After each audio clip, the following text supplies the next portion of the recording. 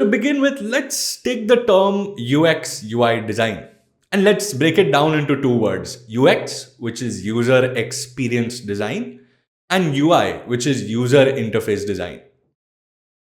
UX design. UX design is one of the most used terms in the design industry right now. But what does it really mean?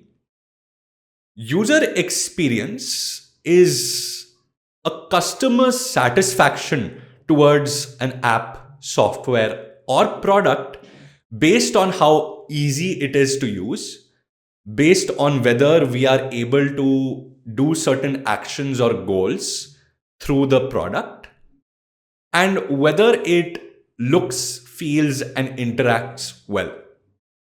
So, in a way, UX is taking care of our likability to the product, the app, or the software. This also means that it takes care of how we are using things rather than how things are looking. Remember, looking good and being able to use something with ease are two very different things.